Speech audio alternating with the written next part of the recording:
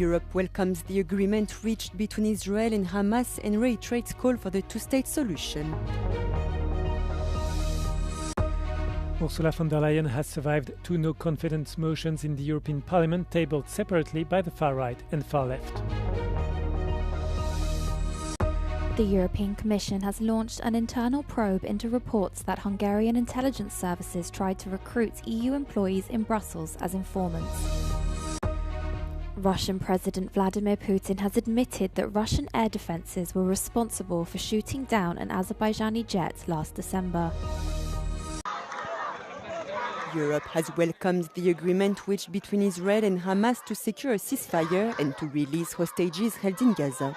Many leaders stressed that this deal must be a first step towards a two-state solution, something which Israel has repeatedly rejected. Although the EU has been lambasted as irrelevant by Israeli Prime Minister Benjamin Netanyahu in a recent interview with Euronews, the European Commission says the EU has a role to play. The EU is well positioned to contribute to President Trump's peace plan. The EU High Representative has also been quite clear about that we have an important role to play and that we should also be part of that. This is due to our consistent political and also financial support to both Israel and also the Palestinian Authority and the Palestinian people, as well as regional integration. The President of the European Commission said the EU will keep supporting the delivery of humanitarian aid into Gaza, while ensuring the EU will be ready to help with recovery and reconstruction. The President of the European Council, Antonio Costa, stated this opportunity must be used to lay the foundation for a lasting peace and called for a two-state solution. For his part, French President Emmanuel Macron also reiterated calls for the two-state solution. This first phase of a peace plan announced by US President Donald Trump provides for the release of the remaining 20 living Israeli hostages. It also includes the condition that Israel will release almost 2,000 Palestinian prisoners, allow the delivery of some aid into Gaza, and withdraw its troops from most of the Strip. Israelis and Palestinians rejoiced on Thursday after a ceasefire and hostage deal was announced under the first part of a US-backed initiative to end the war in Gaza. You did it! You did it! Hostages will come back. They're all coming back on Monday. All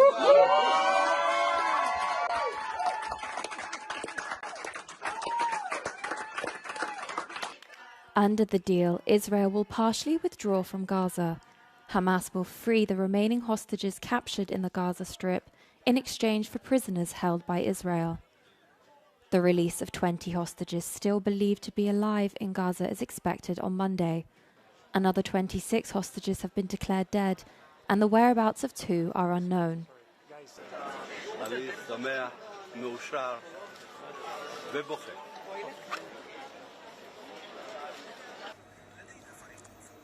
In Gaza, the news was met with applause, joy, and hope that this ceasefire would last.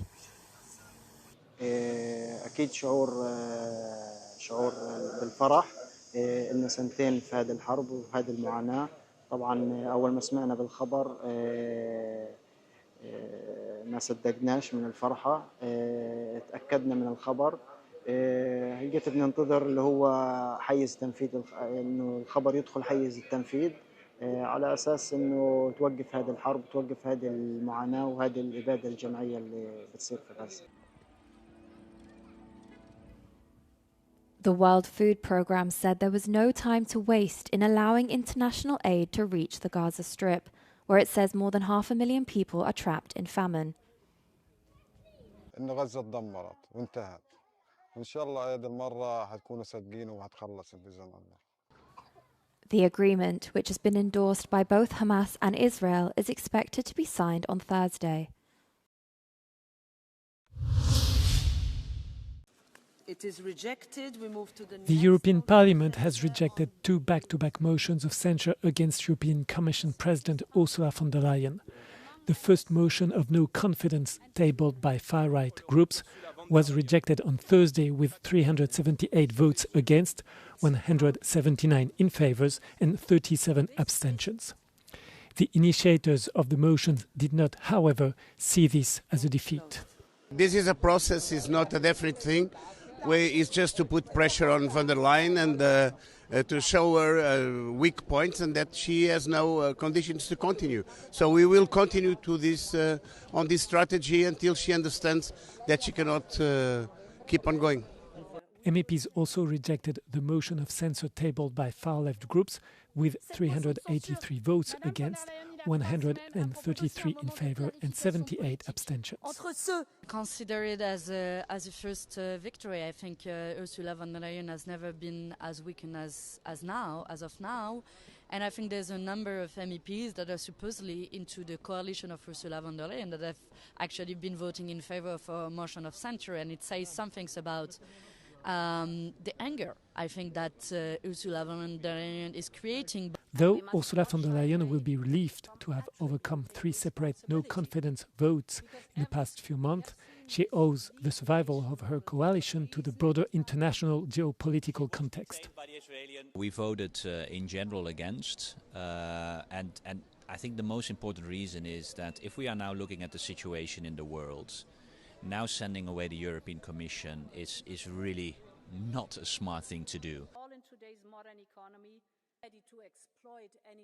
The groups that form the so-called centrist majority, and most of the MEPs from the Greens and from the European Conservatives and Reformists, defended the Commission against accusation over trade policy and lack of transparency.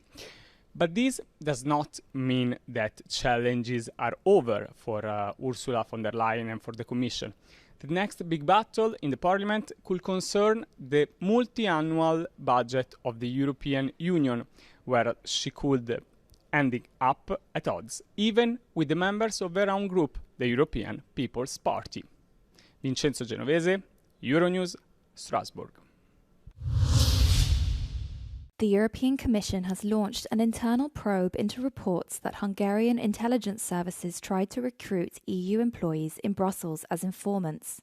According to an investigation, undercover agents posing as diplomats at Hungary's permanent representation allegedly targeted Hungarian staff inside EU institutions to gain access to sensitive files. Actions. Now, this is a matter of operational security, which is why, as usual, I won't be able to comment much, but what I can say is that we will be setting up an internal group to look into these allegations. The Commission says it takes the claims seriously and is taking measures to protect staff and information from illicit intelligence gathering activities. The report said the network operated under the diplomatic cover of Hungary's EU mission between 2012 and 2018. The mission was at the time led by Oliver Varnelyi, who is now the European Commissioner for Health. When asked by Euronews, the Commission said no such allegations existed in 2019 when Varhelyi was vetted for his post. The European Parliament has not commented on the case, but says it continues to monitor security risks. Russian President Vladimir Putin has admitted that Russian air defences were responsible for shooting down an Azerbaijani passenger jet last December. The admission marks his first public acknowledgement of blame for the tragedy. Находился украинский беспилотник. Мы вели сразу 3 таких беспилотника, которые пересекли границу Российской Федерации ночью, в день трагедии. Вторая причина заключается в технических сбоях самой системы ПВО России. И 2 ракеты, которые были выпущены, они не поразили напрямую самолет. Если бы это произошло, он рухнул бы на месте, а взорвались, может быть, это была самоликвидация, в нескольких метрах, где-то примерно в 10 метрах.